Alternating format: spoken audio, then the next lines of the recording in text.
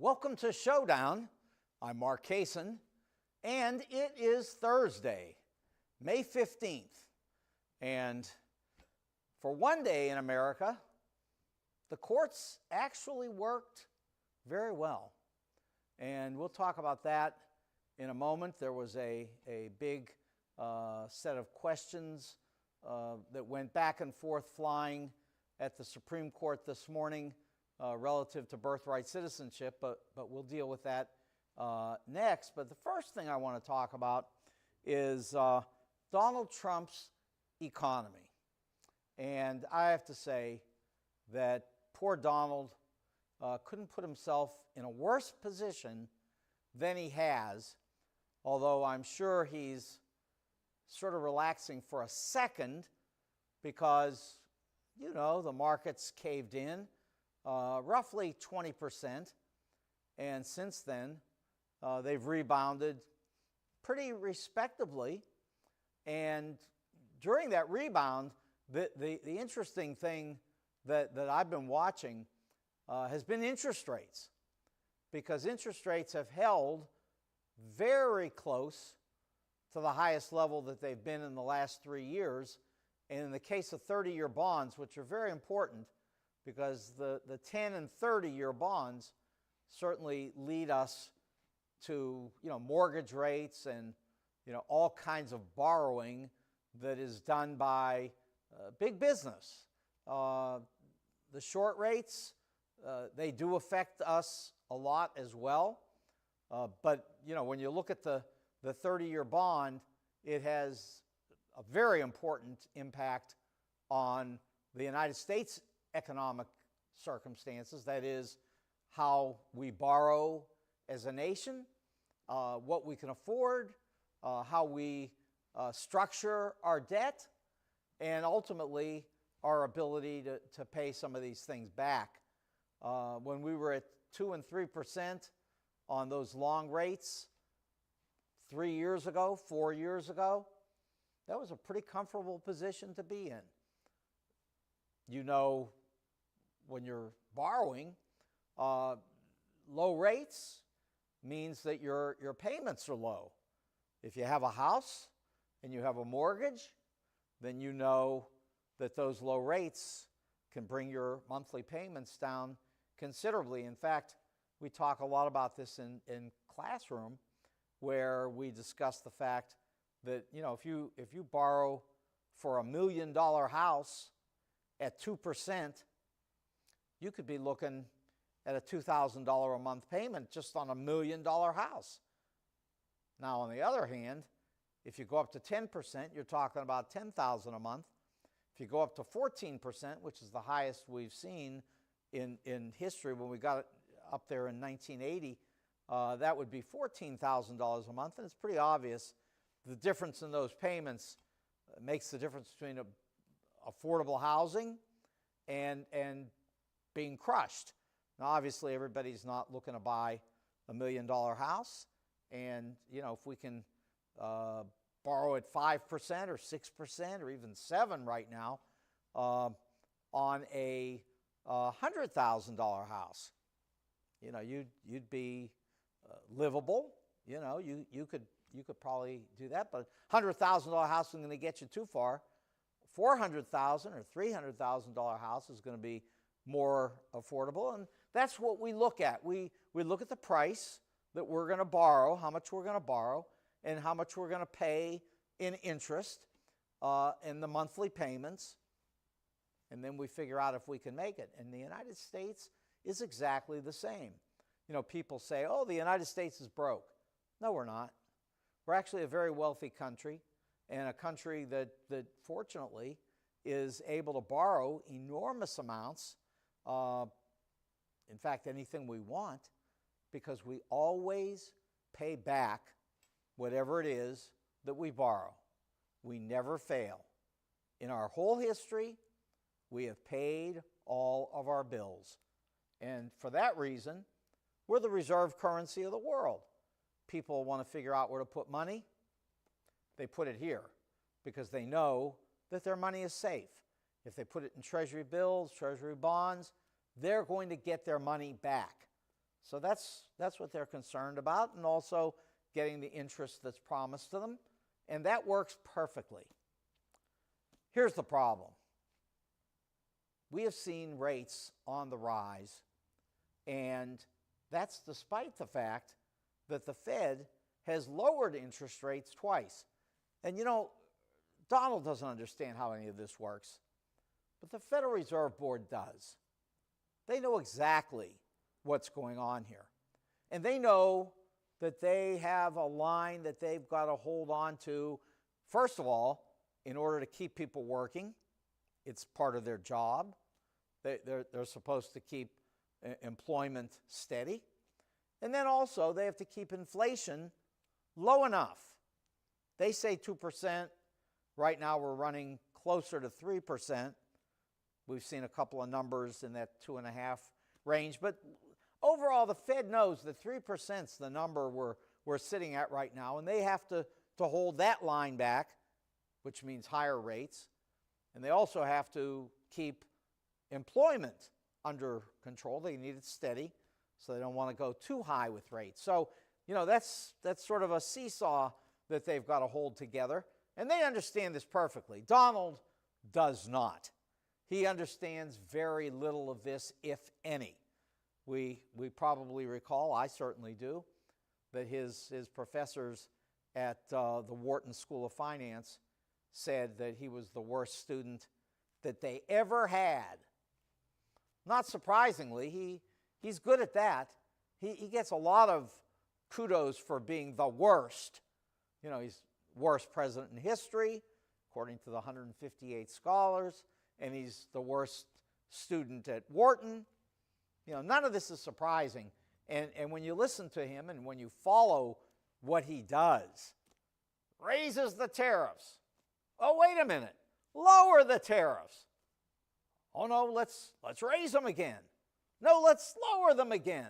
Well, yeah, that's Donald, and that is not a good way to run economics in the United States. And so if you want some really good specifics on this, all you have to do is check to hear what Walmart said this morning when they reported their earnings for the latest period. And in fact, their earnings were pretty good. They were continuing to make money, and that's a good sign for us economically.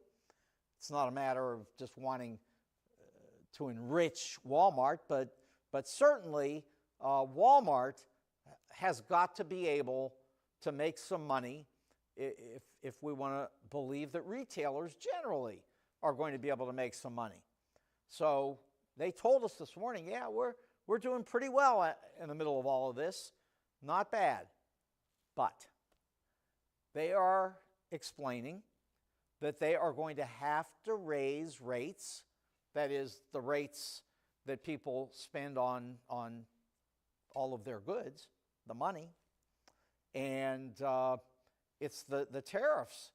The tariff rates are hurting them, putting pressure on Walmart to raise costs that we will have to pay, we who go into the store to buy goods. And we're hoping that there will be some goods in the store, because Donald did give us a 90-day reprieve on China. So that looks like it might help, maybe. You know that China has not said, "Whew, this was good. Thank you, Donald. Excellent. We needed those rates on."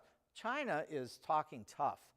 They're saying Donald is out of control, and they are not about to lay down and accept the attack that has been put on them by the United States.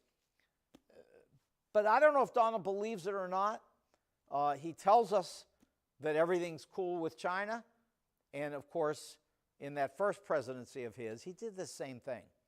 He told us he was making deals with China. He told us everything was working out great, that he was on track, that his economic policy was fabulous. But it wasn't for China. They didn't agree. They didn't think that things were working out well, and they weren't making any deals back then. And they're not making any deals now. All they've agreed to is that Donald can take the tariffs off for 90 days. They said, fine, you want to take them down? Be our guest. Bring those rates down. We're not giving you anything. We're not making any deals with you. But if you want to do us a good deed, bring those rates down. That's fine. That's what we are requiring, because China is telling us they're not accepting any of our insanity. They're not making deals. They're not begging us to get together around a table. None of this. Now, on top of it all, Donald has done one interesting thing that he doesn't talk about. He's maintained tariffs on aluminum, steel, and automobiles. So a lot of the business that we're doing with China is still problematic. But for today, the news that we got was that, in fact, Walmart is handling this. This giant retailer shows that things are at least leveling off a little bit. Now, as far as the markets are concerned, it's a completely different story. Markets are funny. When they get hit with something hard, bad news, they'll sometimes go down really fast like we saw, and then they'll come roaring back and sort of fill in the gaps that they've left along the way. And this market has done exactly that, not surprisingly at all. And I guess for a moment, Donald's able to get some sleep. But I want to assure you that this is not over. First of all, the markets were in trouble way back prior to Donald ever walking into office. You couldn't see it because the indexes were hitting new all-time highs, and that looked great. And there was nothing done wrong by Joe Biden. He wasn't hurting anything. The markets were continuing to go up as they had for years, really. They went up for 4 years during his presidency. They went up during Donald's presidency. Little blip on COVID, and that's the kind of thing we're talking about. You get a shock in the markets, and they'll go down and come right back. But they really started going up during the presidency of Barack Obama. And Obama always talks about the fact that he handed Donald Trump the easiest economic circumstances that a president ever could deal with. And Donald, talked it up every day as the markets rebounded from the 2008 circumstances that Barack Obama walked into initially, coming out of George Bush's very serious economic downturn, which was all tied, as we know, to housing. But look, Donald doesn't know about history, and he doesn't know about what works and doesn't work. All he knows is, are people yelling at him, or are they not? They've been yelling at him like crazy, and now everybody's backing off a little bit, just trying to see if maybe we've gotten over the hump. But I suspect we have not. And I think that this recovery that we've seen is pretty typical of, we talked about it in the first show, I think, a little bit. We often call it on Wall Street a dead cat bounce. I know people who love cats, it makes them crazy. But it is a common economic term, and it refers to the idea that if you drop a cat off the Empire State Building, well, it'll bounce a little bit. So this thing has bounced a little bit, more in the big name stocks, less in the overall market. And so here we are facing some economic headwinds that will come out of these tariffs, many of which have not gone away. And in 90 days, who knows what fight we'll be facing between Donald and the rest of the world. There's just no telling. But we do know this. Walmart warned that those rates of tariffs, currently maybe in the 30% range for a lot of things, other things much higher, those rates are going to cause prices in Walmart to go up. I mean, we're going to go to the store, and those prices are going to be rising. And Walmart, if they are able to absorb some of it, well, that's going to cut into their profit margins. And early on today, Walmart had gone up to about $100 a share, close to it, then dropped down to about 94, and then later in the day recovered again, and it was up in the 96, 97 area. And all that's nice if you're trading Walmart, but if you're just a regular person trying to figure out how to buy something at Walmart, well, you're still facing some issues because they're telling you that it's not all simple directly ahead, that you are going to see some inflation. And listen, the Federal Reserve is going to have to deal with this. I mean, the Federal Reserve got the message today very clearly. There is going to be more inflation in this economy just based on what's already been done. And with that inflation, well, we're going to see pressures in all different directions, some of which might lead to people losing some jobs, and it can be difficult. It can also be difficult for the United States government, and I'll tell you why. That long-term 30-year bond that I mentioned at the outset of today, it's sitting around 5%. And that's not controlled by the Federal Reserve. In fact, if the Federal Reserve dropped rates right now, let's say down to 4%, they're at 4.5%. If they drop them down to 4%, and they're not going to, but if they did, that long-term interest rate could blast through 5%. It could go to 5.5%, 6%, 6.5%, 7%. That would push mortgage rates up. It would cause all kinds of problems for the U.S. economy, and the Federal Reserve understands this well. They remember back 15, 20 years ago when Chairman Greenspan had lowered interest rates and hoped that he would bring interest rates down for the economy overall, and it didn't work because those long-term rates continued to climb back up. And that's a very common kind of a thing. You can do a lot with short-term rates, which are like overnight borrowing that happens at banks. But when it comes to the long rates, you can't make that do anything. That market is too gigantic. It's just like the dollar. You can't make the dollar go up or down. The dollar goes where it wants. And you can try, and governments always have, to control the dollar, control their own currencies. It doesn't work. And by the way, that's how George Soros got rich, selling short British pounds 30 years ago. Okay, so understand that there are some serious economic problems that remain in front of us. And by the way, I just need to add again, none of this has anything to do with Joe Biden. Maybe a tiny little piece. Because if Joe Biden, back at the beginning of his presidency, had issued an enormous number of 100-year bonds, he could have done that. He could have locked in rates, as we like to do with mortgages. He could have locked them in at 2, 3, 3.5%, and that would have been for 100 years.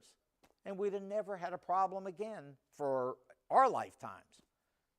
Interestingly, though, Donald could have done this during his presidency for almost 3 years because those rates were down, low, and would have allowed easily our government to issue these long-term bonds. Other countries have done this. Australia did it. Other countries have done it. Not a lot, but a little. Countries that have good borrowing records, they are able to. And like I say, Australia did it when the rates were low. There were so many people buying bonds. The United States could have done it, but it's over. That's past. Now we've got upward pressures. And like I say, I mean, we'll watch this every week. And if we walk in here next week and we see those long-term bond prices pushing above these high levels of 5%, if you look at a chart, and you really should, you'd learn a lot. That 5% rate has held on different occasions as these rates have bounced up and then come back down. But right now, we are right up against that 5%. And anything that goes wrong, and you'll be looking at 5.5%, 6.5%, and that would cause chaos in our markets. If you think that we saw chaos during that one sell-off that occurred in the stock market because of Donald acting nuts, let me assure you, the big problem would come from long-term interest rates pushing up. It would not be a good result. And really, there are people around that understand this. They're not panicking. They're happy, really, to see these prices coming back up again, and everything has calmed down for a moment. I also offer a little thought on how we've moved up in the last number of weeks, and that is we have left some gigantic gaps under the market, which I have to tell you rarely remain unfilled. That means that prices are likely to come back toward those gaps in the not too distant future, like soon. And that could be part of a new wave of selling that sends our markets to even lower levels than the 20% down that we saw. So, you know, there's a lot that I'm talking about here. And I'm trying to, you know, simplify it down so that you can understand the markets have recovered, not all the way, but somewhat. The interest rates have remained high. Donald says they're dropping. Gee, what a surprise. The man is lying again. It's all he does. Opens his mouth, the lies fly. But at any rate, those rates are hanging up around 5% on the 30-year bond, and that is sort of a line that could cause some problems, and we're all watching it, the whole world. This is not anything that's hidden. I mean, everybody that knows anything about markets, they're all watching that long-term 30-year bond, and they're hoping that it can hold below 5%, maybe even turn down. But for the moment, it's right up against it. And you know, everybody that knows markets knows the damage that could be caused if that 5% level is broken, so, you know, going up. So anyway, that's sort of the story on the economic side. Naturally, we all understand the United States spends a lot of money on interest. That's interest payments on the money that we borrow. Let me also assure you, just, you know, in case you've heard stories which are false, that the United States owes all its money to China. That's not true. Now, China has about $1 trillion worth of bonds, and it may even be a little less than that right now. However, that's a small portion compared to how much we actually owe ourselves. There are agencies in the United States that borrow money, that give money to the United States government when we borrow it, and they give their money to the U.S. and get interest. So actually, that's close to 10 trillion out of the 30 trillion total that we owe. So, 36 trillion that we owe, but 10 trillion we owe ourselves. So, you know, don't get crazy that we don't have any money. We have money. And we do keep getting money, although let me also say that there are people around the world who fear that if the United States keeps acting insane, that it may be a good idea to park some of this money somewhere else. And I can tell you right now that China is begging countries to put their money in China. China would love for its currency to be the reserve currency of the world, and for the United States to basically unravel. Is that possible? Absolutely it is.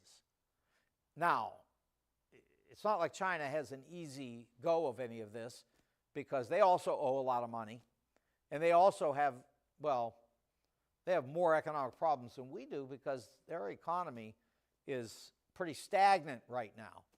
So they're not riding high. And it's not like everybody's just taking their money and throwing it at China and saying this is the place to be.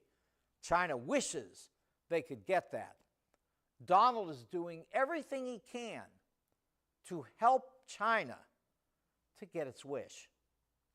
It's pretty sad, but that's true.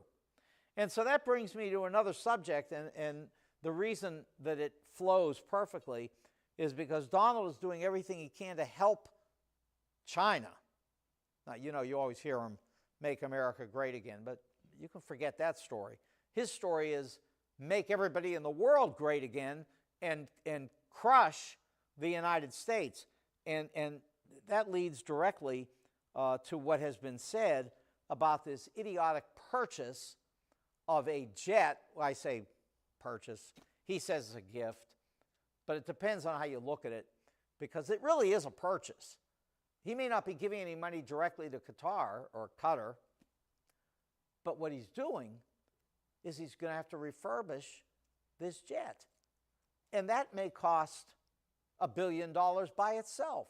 I mean, this is like, they say, a $400 million jet, and then they say, well, it may cost $1 billion to refurbish it. So, you'd better count that billion into the price that you're actually paying for this jet.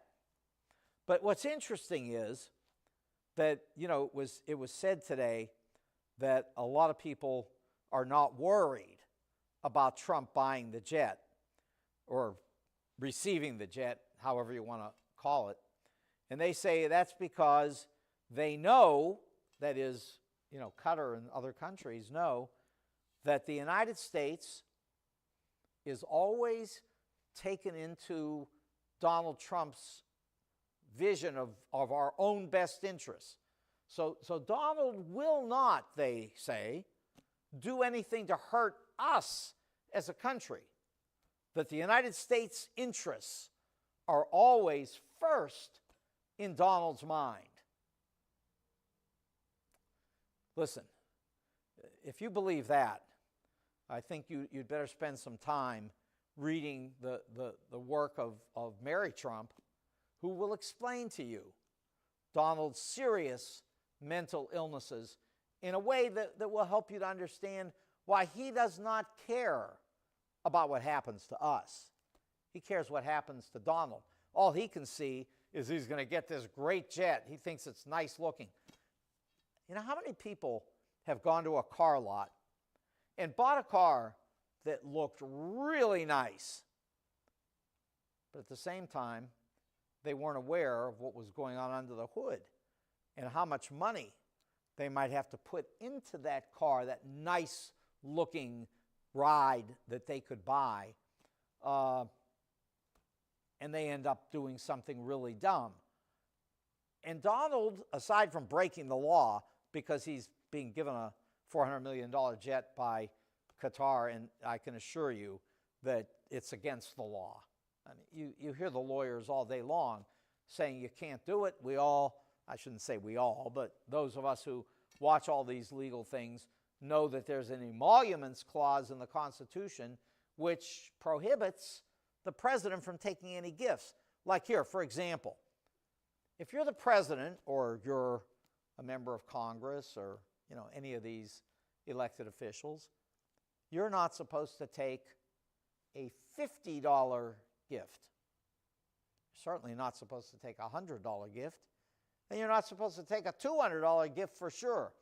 So if you're taking a $400 million gift, which you're going to spend $1 billion on, you're going to refurbish it, and then you're going to fly that thing until the end of your presidency, at which time you're going to take it home with you? Really? Is that the idea? I mean, Donald says, this is a gift. I'd be stupid not to take a gift. Well, let me put it to you in some other terms. You know, I've been in the radio business for a long time. And, you know, there was a time about 30 years ago when I had a radio station gifted to me and Onion Horton, and there's a whole story that went with it. I'm not going to go into the whole story, but it was a good thing, and we had the radio running and lots of callers, call-in talk radio. It was lots of fun, and the station was great. I mean, we were offered some considerable money for it at one time, but some things got in the way. But at any rate, let me say this. Today, if somebody offered to give you a radio station, believe me, grab your wallet and run, because the radio business is not doing well. You know, people do listen to talk, conversation, music, but they get it streamed to them, some of which is brought to you just like what we're doing today. You know, if you want to get out and compete in the marketplace, you can do it. You know, you throw on a microphone, you get a top flight media person like we have here, Andre Holman, who owns and runs this place. I can tell you right now, you can do some things. But trust me, if you think that you can just get a radio station and everything's going to be fine, forget it. And if you think that the United States can get a $400 million jet and just fly it everywhere without spending $1 billion to refurbish that thing, well, it won't work. Now, if Donald's trying to see if he can crash somewhere, he cannot put any money into that jet. But that jet's going to require some work.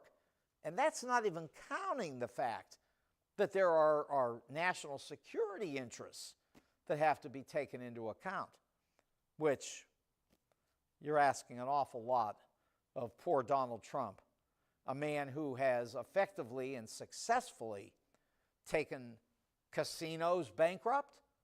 I mean, I love to bring up that point. You know, how do you bankrupt a casino? You know, casinos win.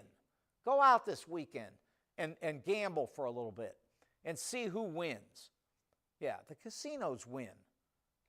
Not you, but the casinos do. Now, in the case of Donald, he's one of the rare people who found a way to bankrupt a casino in Atlantic City. But, you know, that's our guy. That's our apprentice star who, you know, he got in front of Mark Burnett's cameras on television for 10 years, made himself some nice money, but he overspent all the way to this last run on the presidency. If he hadn't run, I mean, people did the work on this. Donald was on the verge of being broke again. Gee, what a surprise. Donald J. Trump broke. You know what he's got? He's got a company that is, I don't know, Trump Media or something like that. And the reason, I make fun of it. I know it's Trump Media, but I like to say I don't know. But I can tell you right now, the Trump Media has got a really big problem. It's called no revenue. Now, the other side is that, yeah, Donald is out selling meme coins, and he's bringing in, you know, a couple $100 million with those meme coins. And you know, there's a sucker born every minute, you know that. And so people they'll give him his last dollar. I always talk about the fact that there are people out here who are so poor that they eat canned dog food, but with no money and no food, they will still send their money to Donald. You know, sort of like Tammy Faye Baker style, you know, that sort of thing. Anyway, let's take a quick break where I talk a little about our sponsors who have been in business for 30 and 40 years. They don't go broke. They just do great work for you, and we'd like you to go to see them because they support our broadcasting. So I'm going to start with the St. Louis Suit Company, which is in Clayton, and I can assure you everything I wear into the studio is from the St. Louis Suit Company. They keep me dressed nice. They keep me up to date on the fashions.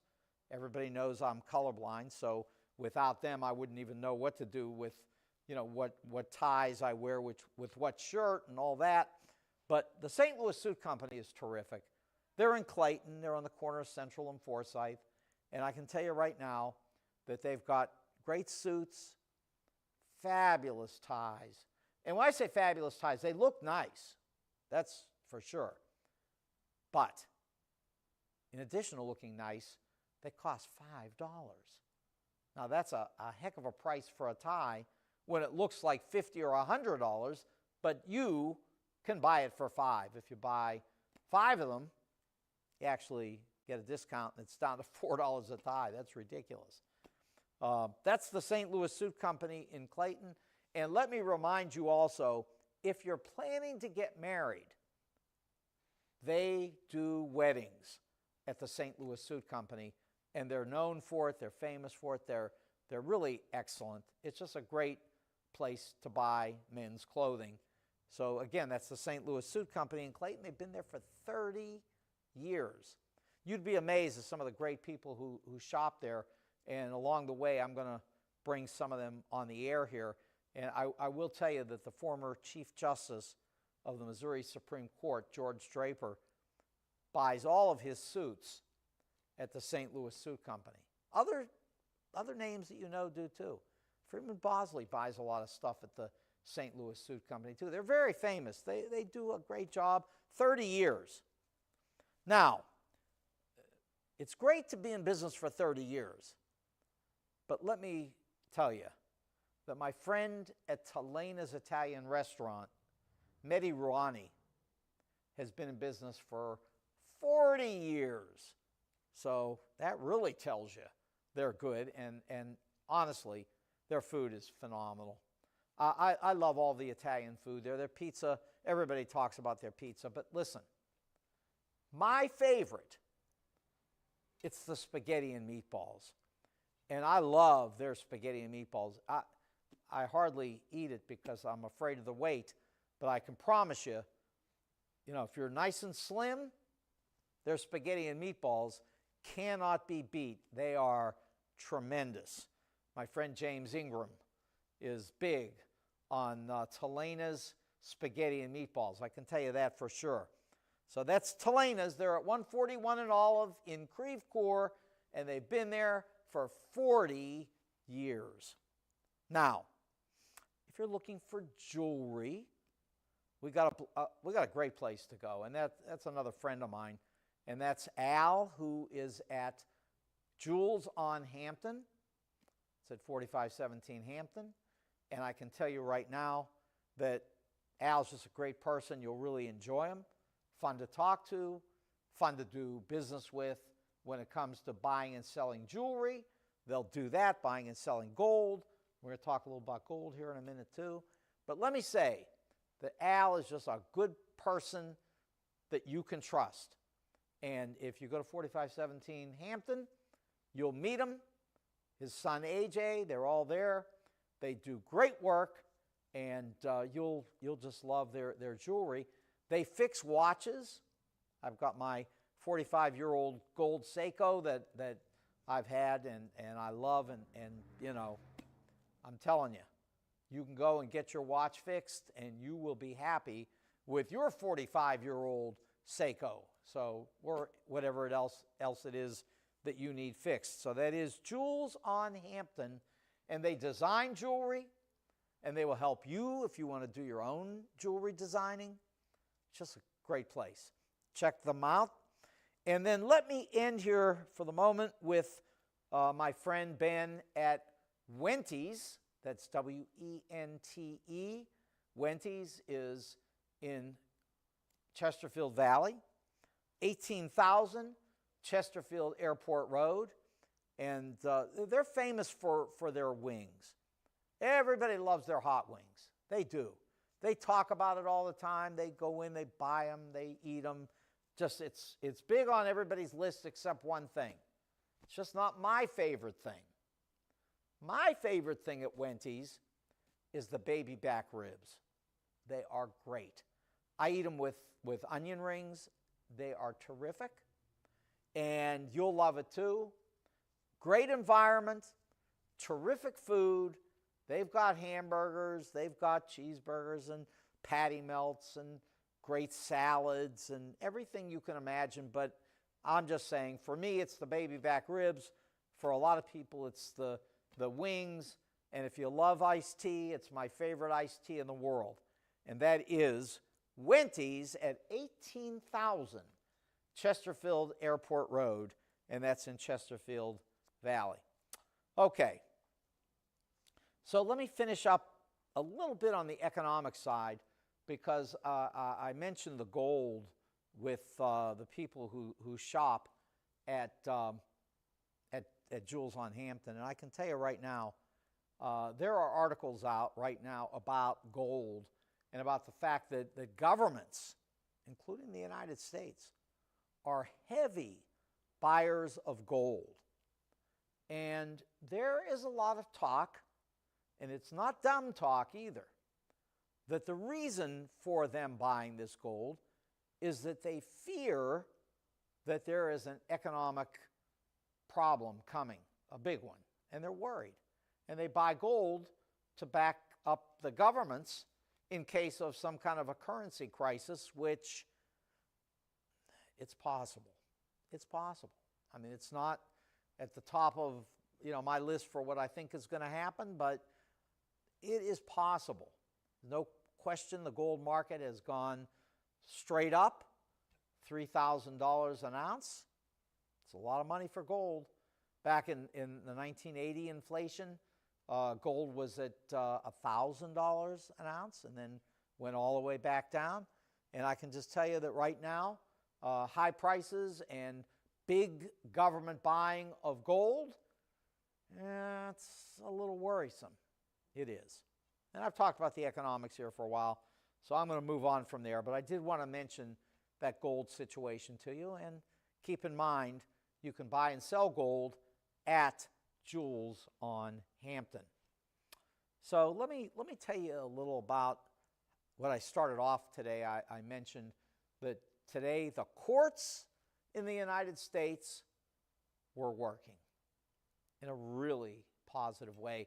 I had many of my students listening to the arguments at the Supreme Court this morning because Donald, of course, has come up with this brilliant notion that being born in the United States does not necessarily make you an American citizen.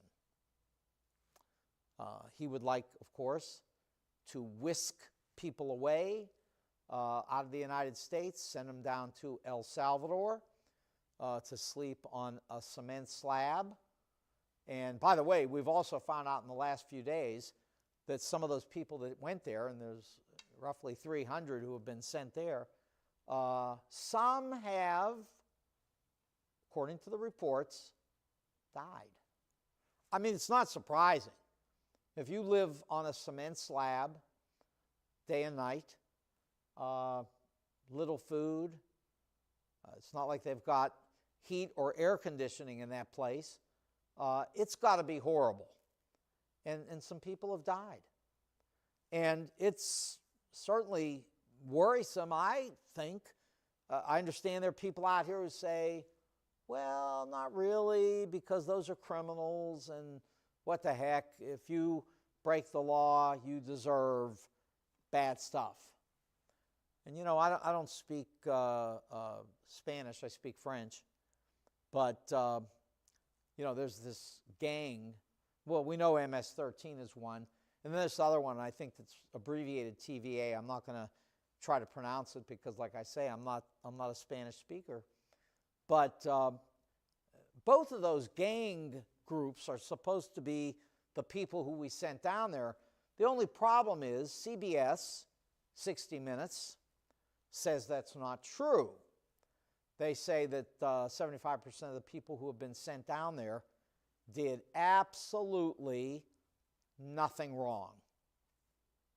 So, of course, Donald immediately suggested that we take the license away from CBS.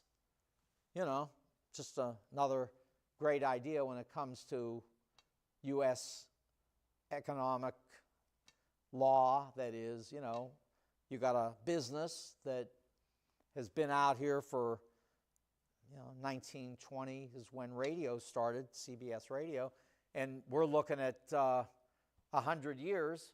And so, economically, let's just start tearing down the radio stations, the TV stations. Anybody that doesn't agree with Donald, let's just, usher them out of here. Maybe we could send all those people into El Salvador. And, I joke, but I'm really serious.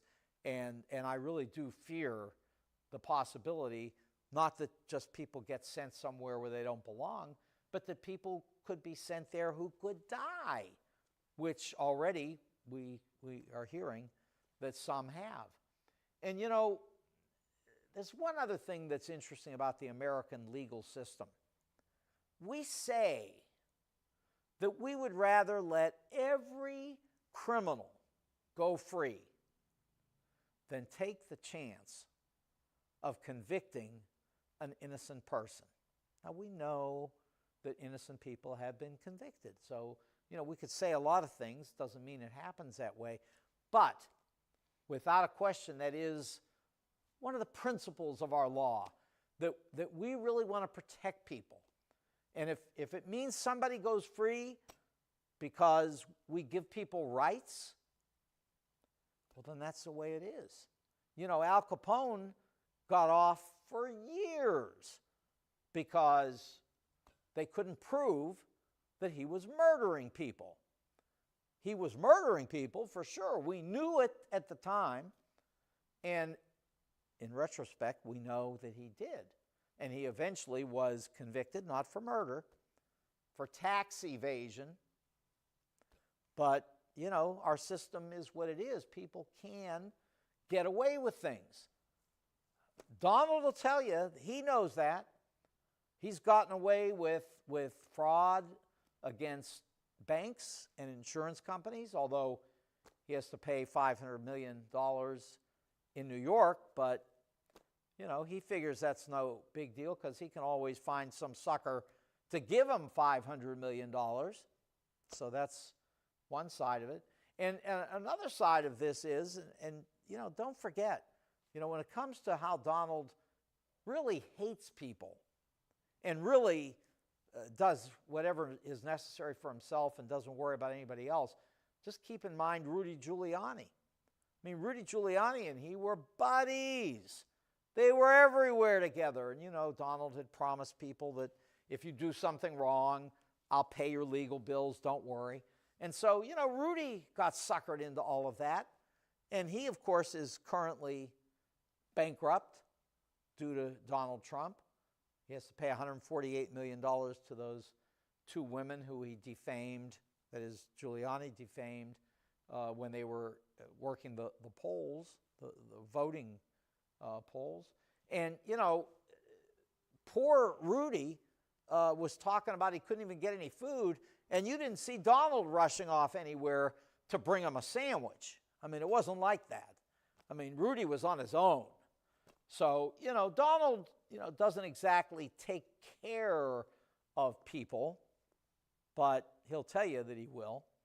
So anyway, here you've got Donald out here with a new situation, legal situation. I bring up Rudy because, I noticed Donald has these people at the Supreme Court arguing today for him on birthright citizenship.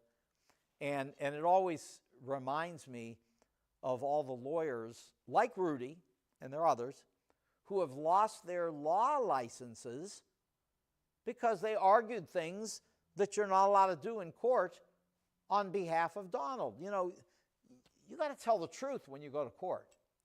And you also have to have evidence.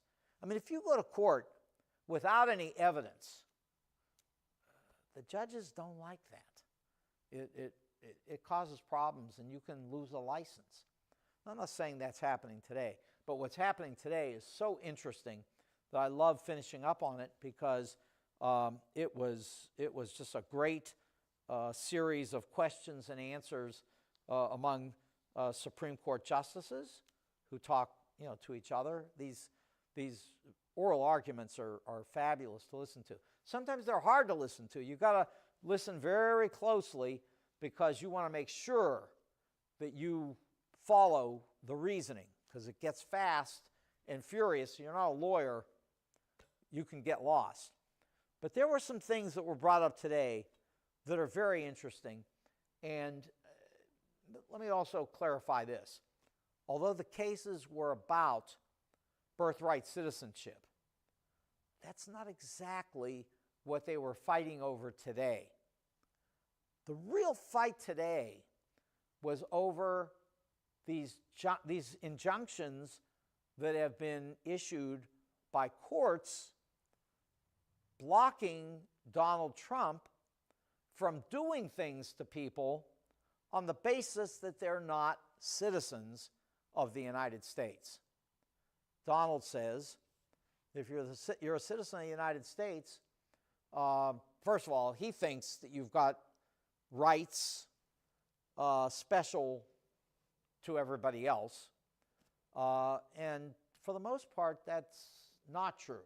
I mean, you have some rights, but not when it comes to the major things. I mean, you break the law, like you go out and kill somebody. You have the right to a lawyer. You have the right to a speedy trial. And you have the right to a presumption of innocence.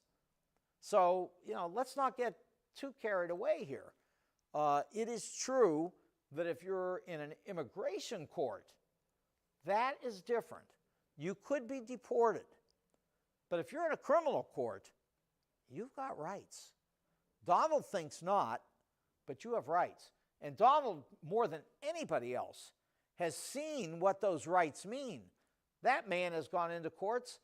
He has yelled at judges. He has threatened their families.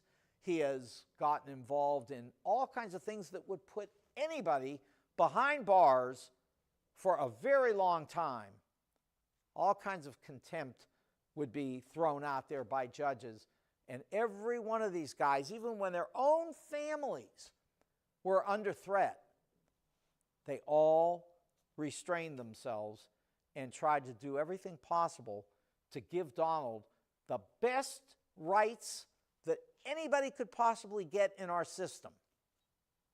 So that was Donald. But now he turns around, and what does he want to do? He wants to take everybody's rights away.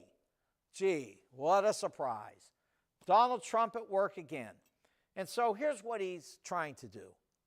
He's trying to say that if you are claiming that you're an American citizen because you were born in the United States, and Donald wants to say no, and you end up in a court where Donald is saying that there is no birthright citizenship, the problem that you face is if you try to make it through that hearing and you have to spend money for it, which everybody doesn't. There are ACLU cases out here, and there are states file cases, and there are all kinds of things that happen. But all of that aside, understand this, that the judge can issue an injunction to stop any action against you by Donald Trump. And believe me, in all of these birthright citizenship cases, every single one, Donald is losing in court. But here's what the judges are doing. They're saying that these injunctions against Donald following through with illegal behavior, and the judge does have the right not to say that it's ultimately illegal, but the judge can say, I think that on the merits that Donald's going to lose. Therefore, I issue an injunction to stop this action until the courts finally sort everything out. So, can a judge that issues this injunction, can he or she issue an injunction that applies to everybody in the United States, all over the country, that has a similar problem with Trump? And that's what they're doing. They're issuing these injunctions that are widely applicable. Now, the problem with that, according to Trump, is that what he wants is it to be limited. He says one judge does not have the right to set up this injunction that applies to the entire country. Donald thinks that's very unfair. But here's how they discussed it today. In the first place, and this was Sonia Sotomayor and Elena Kagan and Ketanji Brown Jackson. I mean, they were fabulous. And, Barrett Cooney was also pretty good. I mean, all four of the women put some pressure on Trump's position. And here's what was said. First of all, if the government is doing something illegal, should they be allowed to continue to do something illegal to everybody in the United States, and that the only way you can get some kind of temporary safety from Trump would be from a judge saying that in your case there was an injunction? But what about everybody else? Well, the argument of the Trump lawyers would be that everybody else has got to go get a lawyer and file it themselves. They talk about these cases percolating through the system. But the ultimate problem isn't percolation. The ultimate problem is this. Donald Trump can't be doing illegal things to everybody and requiring everybody to get a lawyer to approach a judge in different parts of the country. If his actions are illegal, then the illegality should be stopped everywhere in the United States. So that's one argument. Here's a great one, though, as we approach the end of this hour. We've got a few minutes left. Here's the deal. If a president wanted to say that you can't have your gun, I wish they would, but if a president were to say you can't have your gun, and he would say, look, everywhere in the United States, go get their guns, get all their guns. Pretty funny argument here, because then you would absolutely, if you're a gun supporter, a Donald Trump person, you would want one of these injunctions that would apply everywhere. So everybody would have their guns protected, wouldn't you? But listen, if you go by Donald's theory, we can get your guns, because you're going to all have to go out and file a suit everywhere in the country to protect your guns, because if you don't, we're coming to get them. And that was the question that was asked at the court today, and believe me, there's not an easy answer for this, because all these people who want to stop birthright citizenship want to protect their guns. So that's the battle. We'll see how it turns out, but the courts so far have done quite a good job on it. I'm proud of them. I loved listening. I hope you will too. Listen to them and listen to us right here on Showdown. I'm Mark Kasen. This is Showdown. Good night.